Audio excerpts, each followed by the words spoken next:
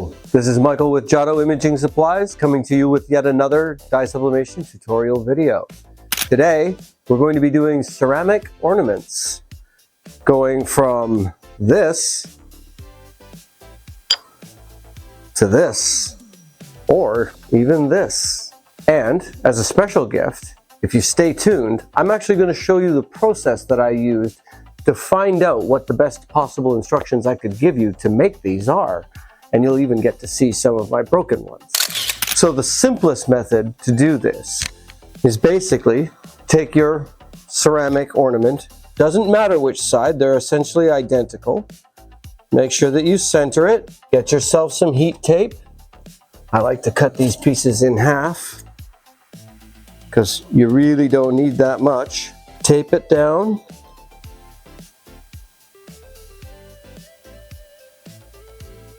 Take it and then to your press, drop it face down.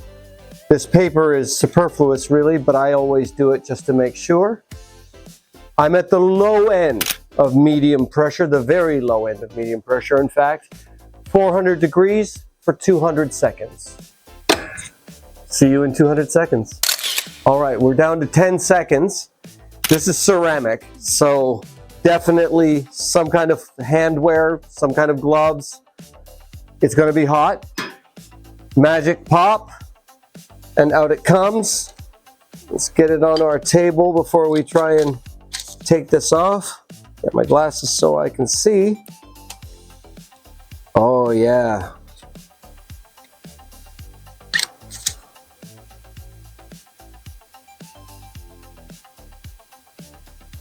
Beautiful, comes out amazing. Many of you, I'm sure, are thinking, but what about the other side? Yeah, well, what about the other side? Well, in just a moment, I'm going to show you some of the ways I approached that and some of the results that I've gotten. Stay tuned. Okay, so today, you're going to get an inside look at some of what I do in terms of an order of operations to try and find what is, in fact, the best way to sublimate basically anything. Of course, the first rule is be willing to play and use the cheapest thing that you can find to experiment on. If you're going to do a ceramic experimentation, try and buy the cheapest ceramic that will also replicate what it is you're trying to do. If you can get cuts of a fabric that you're going to sublimate in terms of a textile, do it with cuts of fabric, or take that same t-shirt and do a small impression 10-15 times until you find the right setting that you're after. Remember that your heat press is going to be a little different than mine.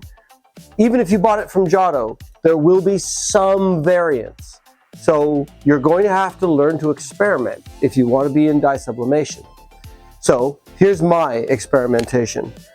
This was my first one, and I basically tried to do both sides at the same time with nothing special. That means that I basically front and backed my image, put it in on my press in between here at that, low side of medium pressure.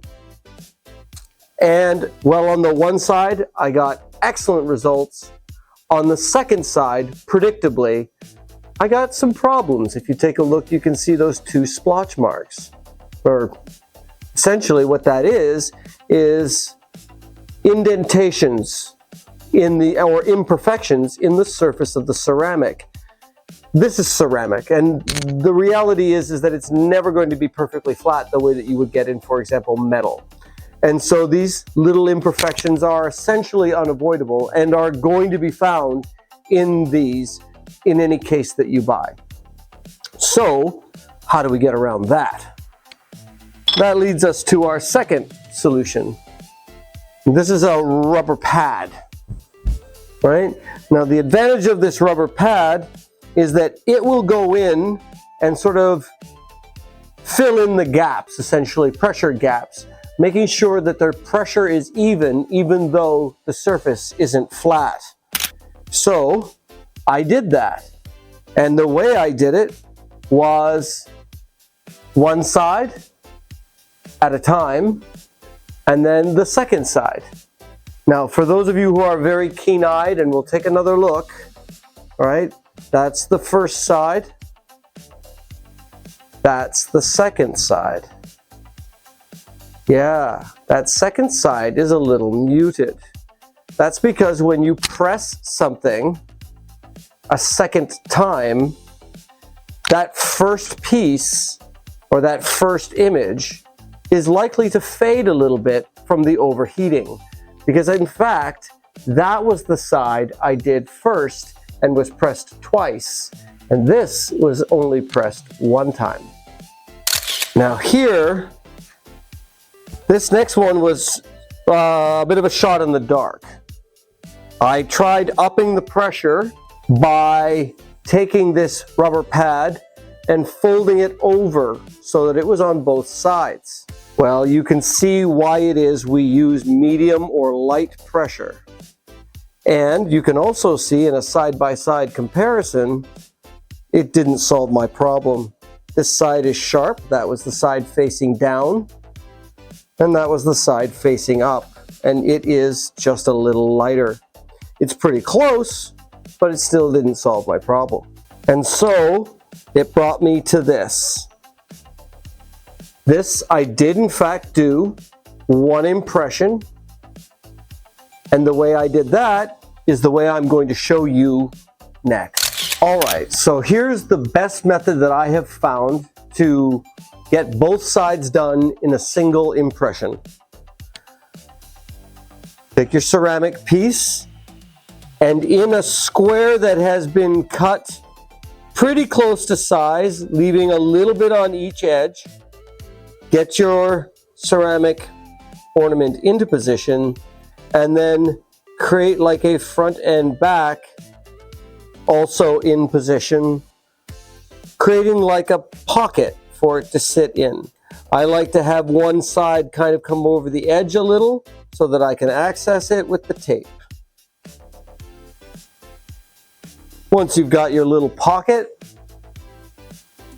we slip that inside our paper, our butcher's paper. Once again, this is with ceramic, mostly superfluous, but hey, why not? Let's get it done the best possible way. Lay that down. I'm going to trust the cushion matting here that's underneath my press to act as the foam layer on the bottom side. Throw this over the top to do its best to be over the top. The heat will go through it, even though they call it heat resistance. The heat will go through it and heat it up enough that you will in fact get enough that the entire thing sublimates. Same time, same pressure, same temperature, 400 degrees, 200 seconds, light end of medium. And we'll see you in 200 seconds to see if it works the same way twice. 5 seconds to go and we're about to find out how we've done.